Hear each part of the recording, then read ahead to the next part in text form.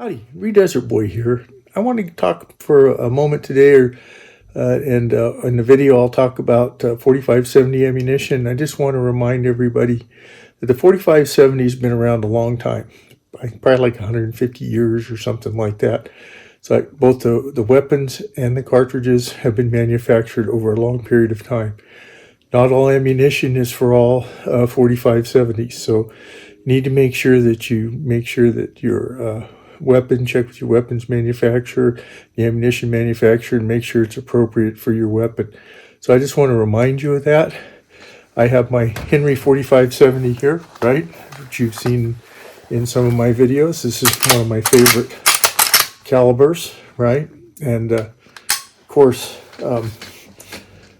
once again, I just want to remind you that this is a formidable round, but there's a lot of different variations on this. Some of them look very similar and they may be very different powers. So you just want to make sure that you got the appropriate ammunition for the appropriate 4570 that you might have, and make sure that it's proper for that design and it's able to handle that ammunition. So just a reminder once again. So we all want to be safe out there. As Desert Boy always says, be safe out there, whatever you're doing. So with that, let's go ahead and take a look at some of the ammunition that I've shot, that I found to be, how I perceived it to be. But remember, I was using a more modern 4570, and you need to make sure you have the right one, the right ammunition for your particular rifle or carbine or whatever you're using. Okay? Okay, let's go ahead and take a look at the video. Howdy, Desert Boy here. So just take a moment, let's talk about 4570 ammo a little bit. First of all, this is a pretty big round. If we were to look at it, they're roughly about 2.5 inches long. Okay, so they're pretty good size round. And go talk about each one of these here for a minute. So let's just take a quick look at these rounds here. This doesn't represent all the 4570 rounds, but it represents a pretty good cross-section of them. So let's take a look at these rounds grouped up. This first one here is a Cowboy Action ammo one. This is Ultramax, which you can see right here. This is Ultramax Cowboy Action ammo. It's 4570. 405 grains, round nose, lead flat point, and it's this is about 1,100 feet per second, somewhere in that neighborhood, and it probably costs about. I'd be surprised, you might find it under $30 a box, but it's probably more like $30 to $40 a box, somewhere in there. The next ones are more like hunting rounds, more like you could use this one for hunting. Probably, basic deer hunting or something, but remember, it's all lead. The next one is a Remington Core-Lock South Point. It's a round that's around 1,330 feet per second, and it mushrooms out, I guess, pretty good for hunting. And it's a good, it's 405 grains also. And I believe on one side I looked at, I believe it had about 1,590 foot-pounds of energy.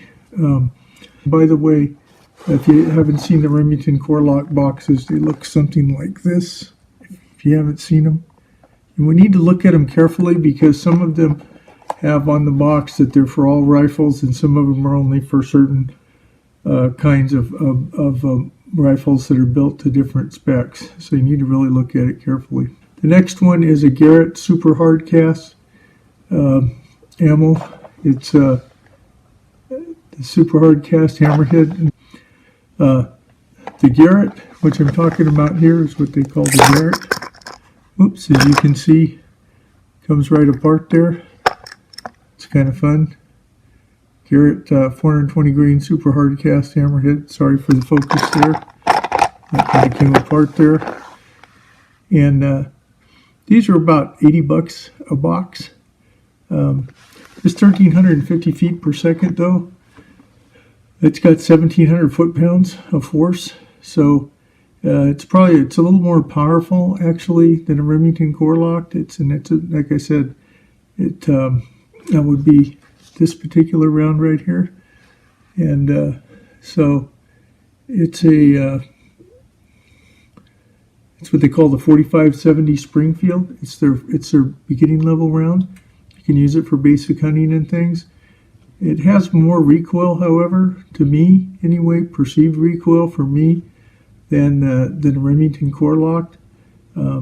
So that's why I kind of have it, even though the Remington's probably about in the same ballpark, but it does have a little bit less foot-pounds than that one. So, and this is the information I could find out the best I can. This stuff is super hard cast, gas checked ammo. This is really precisely crafted and things like that. So that's why the Garrett ammo it's a little more custom ammo. It's really for your special hunting needs, I would say. Next is another Garrett ammo. It's known as their 4570 Government Hammerhead. It's got a 1650 foot per second rating. Hopefully this one won't fall all apart like the other one. And as you can see, it's pretty robust. It's very hard. I don't know much about hardness. They say it's 25 Bernal, but I understand. And the other thing about all these Garrett ones is the meat plat. That's how flat they are on the top. If you look at them, see how flat that is? The size of that meat plat has to do with the penetration, because remember, this is an expanding bullet for hunting.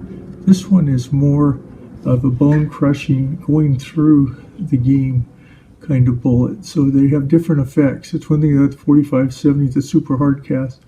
It's going to go right through bone and all that. Whereas, something like probably something like they also make particularly bear hunting loads.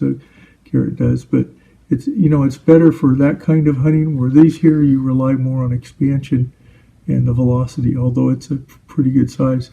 If you notice, both of the 4570 Springfield and the Government by Garrett are 420 grain, and so they have a pretty good power. And when you get to that Government one, you feel it, when you shoot it, just like the Springfield, but it's not unmanageable.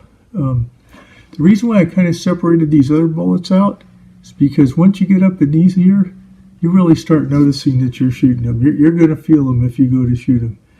If you were sighting in a gun or something like that, you might want to start more with what I started with. For me anyway, I used more of the Cowboy Action ammo, and I kind of used the Remington core lock more as the standard for me, because it's kind of the in-between load that's probably more appropriate that I might use for deer hunting or something, where these other ones you would use with heavier game more than likely. If you're hog hunting, I guess if you're hunting for certain bears, maybe when you get up into elk and moose and things like that. So, but I'm not a hunter, but I like to have a variety of ammunition so I can understand how it feels and how the effect is. Remember, I originally got the 4570 for protection from certain kinds of game that I might encounter if I ever lived in the wilderness or was up in the wilderness or ever had a chance to go hunting like that. So next we start off with the Federal Power-Shok. Their box looks something like this, if you've ever saw the Power-Shok boxes. At the time I bought those, that was about $53 a box. The Remingtons, I think, were in the 40s. So, 4570 is pretty expensive. If you ever learn, if you know how to hand load or whatever, most of these have really good brass on them. They can be hand loaded. A lot of them are what they call Starline brass. My understanding is supposed to be real good. That's really the best way to have this kind of, if you're going to have this kind of hobby where you use 4570 more, it's the most economical way to do it. So this Federal, it's 1,850 feet at the muzzle, and interestingly enough, it's like about 1,610. All these are going up from here are still probably more feet per second at 100 yards than the first ones were as they came out of the muzzle. So they got a considerable amount of recoil. That's 2,280 foot-pounds at the muzzle. It's at 1,730 at 100 yards according to Federal. So it's a pretty significant amount of energy that you're pushing out there, and you will feel it when you go to shoot those, for sure.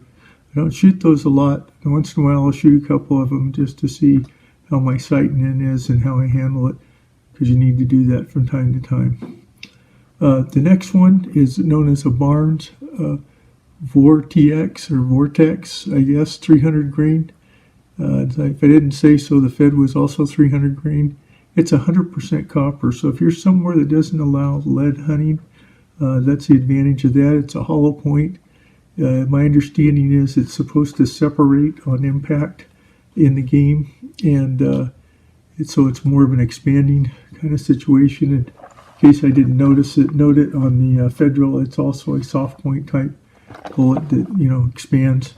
And these are, of course, 300 grains. It's one of these cases where a bullet is smaller. It's 300 grains versus 420 or 405. But believe me, that bullet has more recoil than when you fire that cartridge. It has more recoil than shooting those heavier bullets. You think it might be the other way around, but in this particular case, not so much. And it's got about 1,925 foot-pounds, feet per second at the muzzle, and about 1,505 feet per second at 100 yards. And a lot of these, as they get out, these are really about 100-yard bullets. Most of these, once you get past 100 yards, at about 100 yards, in fact, when you leave the muzzle, sometimes they're rising, and they'll say they're like +3 or something. When you get about 100 yards, a lot of them are pretty much on trajectory. There's no drop or very little, but when they get out there at 200 yards or so, you're getting in anywhere from, 8 inches or more of drop to, maybe 12 inches or something like that. It drops considerably. And if you get way out, 300 yards or something, they drop like, over 40 inches in a lot of cases with these different rounds. So they can drop considerably because it's just, it's mainly 100 to 150 yard kind of weapon in most cases, more like 100, 125, 75 to 125. Anyway, the Barnes, once again, no lead, 100% copper, more of an expanding and hollow point type bullet. In case you haven't seen a box of Barnes, and they're also about $50+ if you go out and buy them. From where I've been, they look something like this, usually. And just so you can see what that box looks like. Okay, the next bullet, you notice it has a flex tip, you might call it. That's the Hornady. A lot of you have seen those FTX for defense ammo and things. In this case, that FTX tip is used in a hunting situation. And those Lever Revolution, they call them, with the FTX patented bullet for them. 2050 at the muzzle. It's got about 3,032 foot-pounds, though, according to what I could find out from Hornady's, site, if I was reading it correctly. And that's a pretty significant amount of energy. And at 100 yards, it's still got 1720. It's 100 yards. It's still got 1,729 feet per second and 2,158 foot-pounds. So that's pretty significant when you're getting out there like that, and it's really pushing some considerable force out there, and so you'll really know it if you shoot one of those. You think that bullet looks a little littler than the other ones? Believe me, you'll know it if you shoot one of those. You'll feel it. So for bullets this size and this size of caliber, they do get there in a hurry for this kind of bullet. So, and if you haven't seen the Hornady's also come. This is a 325 grain bullet, by the way. Hornady's also come in a. You can see this is the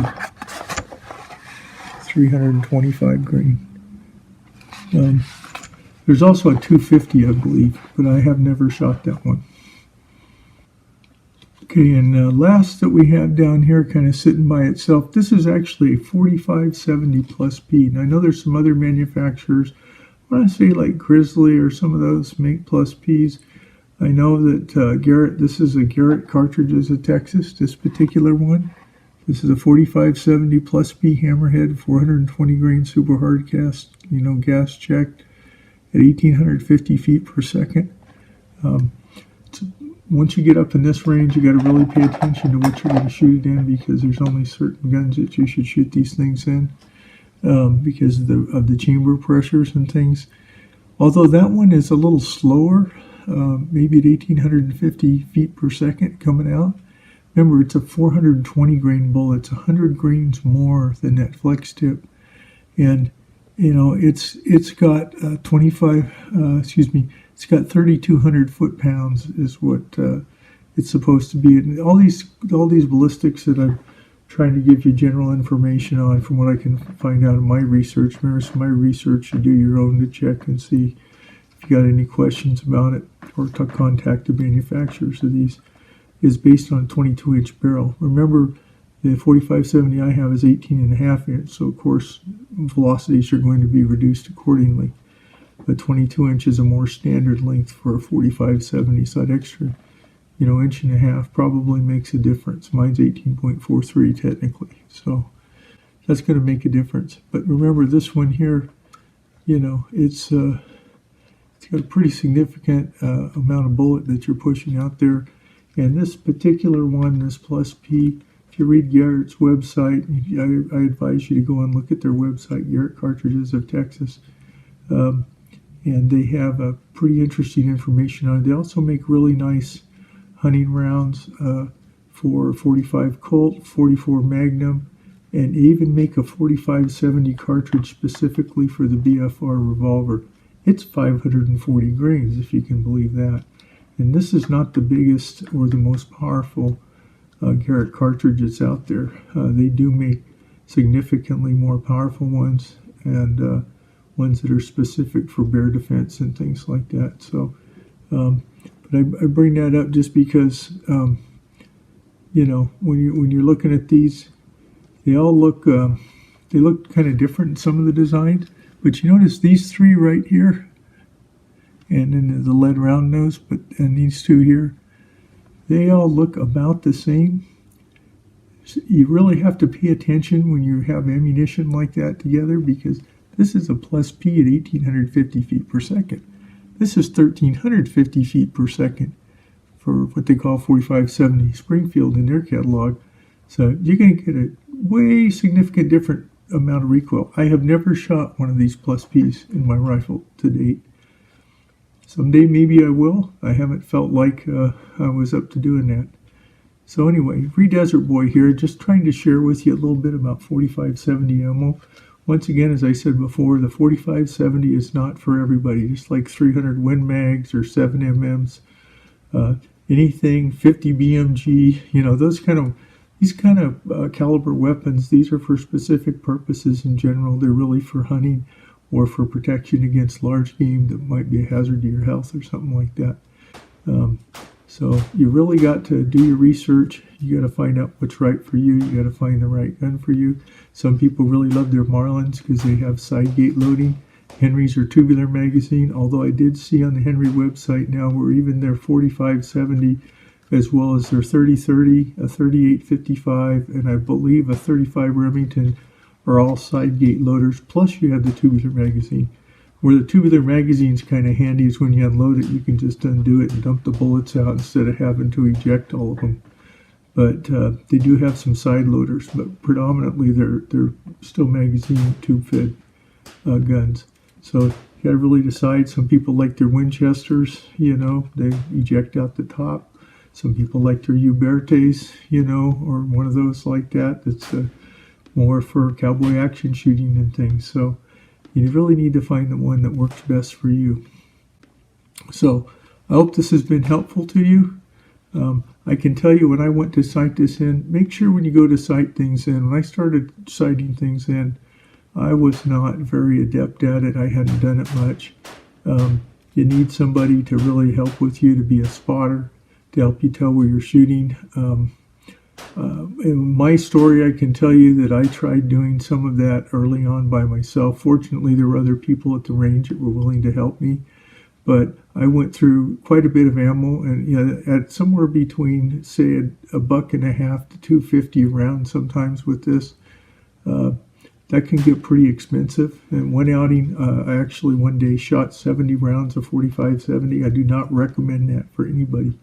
It was pretty painful. There's another time when I was out, I was kind of having a pretty good time, and I was checking the sighting in on it, and I shot quite a few rounds too.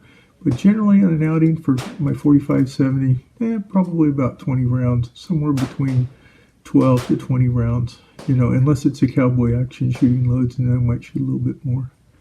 So, Desert Boy, once again, be safe out there, and just try to find something that you enjoy and pursue it. In my case, this just happens to be a caliber I kind of enjoy, and I'm willing to spend a few extra dollars on. But I hope someday I can learn how to hand load so I can really dial these in a way that's better for these more heavy caliber weapons and more suited to how I shoot and characteristics of what works best for me. Once again, be safe out there in everything you do. Bye now.